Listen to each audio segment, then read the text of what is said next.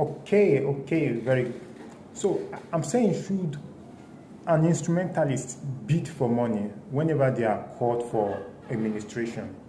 Should pastor bid for money whenever they are called for administration? Should choir, minstrel bid for money whenever they are called for administration? You know, one of the things we see to understand is the fact that we are not an entertainer. That's just one of the things. Even if you are an instrumentalist, if you are a chorister, music artist, if you preach, you are a prayer warrior. All these things are not meant to be bid for. Why did I say that? Don't quote me wrong. That number one, when you come to church, number one, which you will fight a lot, is that the agenda is for you to make heaven. That's number one. And number two, you should, apart from the ministry you are running, you should have a personal business. You should have a personal work you are doing. And in my own opinion, the way I see ministry, I even pray to God I pray to God to bless me, so I can bless ministries I'm invited to, or have been invited to, so that at least my coming around will be like, wow, thank God for bringing this man. Either financially or spiritually, I must just touch them. But now that you turn the ministry to a surviving stuff where you have to make ends living with, that is where the problem is. Because very soon we start shouting, evil has entered into church. You don't even know what church is again. These are some of the things bringing the evil. Now, let me now analyze it proper. You as an instrumentalist, truly you take your time before you learn that thing. For real, you took your time to learn it. Good, it's a skill now. Very good. But you learn it in church. Very good. So if somebody calls you, if you are playing for your own personal church, you are not supposed to be bidding for money. But if somebody calls you as an external, you are not supposed to bid for money as well. But you are supposed to tell the person, how do you want me to come? And what do you have in for me? Like, if the person now asks you, having for you, as in, you are calling me from my church now to your church. You know where I play for.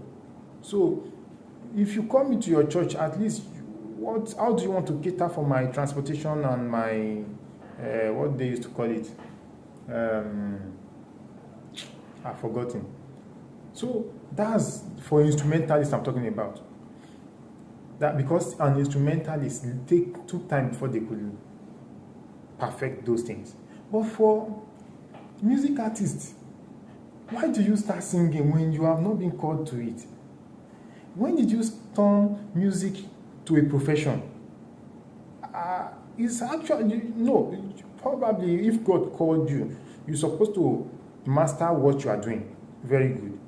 But now that you are now seeing it as a profession more than a calling, that is where the problem is. Because when you are called, you are meant to minister to soul. Your joy should be that, there will be soul. In fact, at least one to win for God. Being called, though, if you call yourself a minister, but if you are not called, you are an entertainer, forget. So you can bid for money if they call you. Now, but when you are, if you are called into the ministry, you are supposed to carry God along. Ask Him what you will meet there, what you will minister, souls that you will minister to, and what you will minister to those souls. You are supposed to ask Him those things. But they call you, about you, thank you for this, thank you for this, and you are just there. Boom. You are going for ministration. It's like an opportunity, like a job hunt. Wow, this is a chance. So that is why we have to be careful. That's why a lot of music artists, a lot of pastors, God will help us so that we will end it well. Same thing goes to pastor. You are called to come and minister. You are negotiating. I even hear some online today. The pastor was negotiating. No, I'll collect this, I'll collect that. Come and minister. No, you are not going to minister to so. You become a kind of motivational speaker. When a pastor begins to bid for money, he has already gotten his reward, number one. Even if God is going to use you there, you've gotten your reward at the moment because they've paid you for it. So, doing all those things, I will tell you that categorically, let us be very careful. Don't put money before the calling. Don't put survivor before the calling. He who calls you already make arrangement for your surviving. So when you are putting money before the call, there will be a serious issue. You will struggle a lot. You will struggle a lot. Because you are telling he who called you that you can do it by your own strength and your own intellect, that he shouldn't worry. That's why you could bid for money. If I don't bid for money, how will they know that I need money? Sometimes if I don't, I was having a chat with somebody on TikTok, and she was like, they are now fond of it.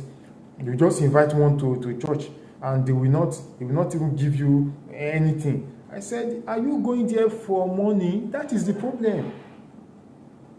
That is the problem. Now, I now explain this. If you are being invited to church, if the church is not your church, let me tell you something. Have it in mind that you are going there to win soul. Have it in mind that you are doing it for God. And as a pastor, if you are inviting somebody to your church, you are inviting a job man. Don't think, though the person is a minister, you are inviting either a pastor or whoever the person is.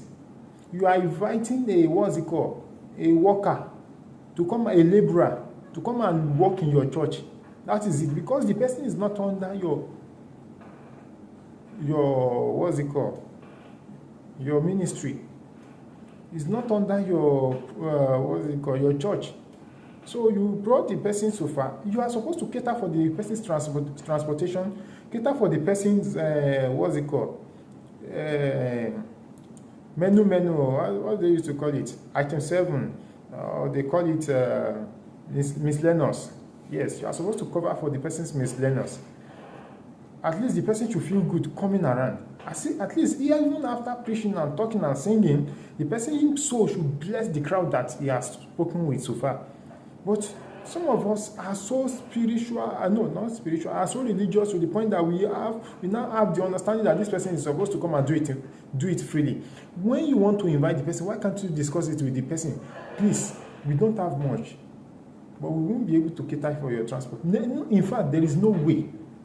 You collect offering, you collect tithe. You should be able to call for the person, cater for the person's transportation, and miscellaneous. That is it. So please, I'm just saying this. Let us all have this understanding. Let us have this understanding. It's very, very good. Very, very, very important. Let's have this understanding. It will help us to go far. Thank you very much.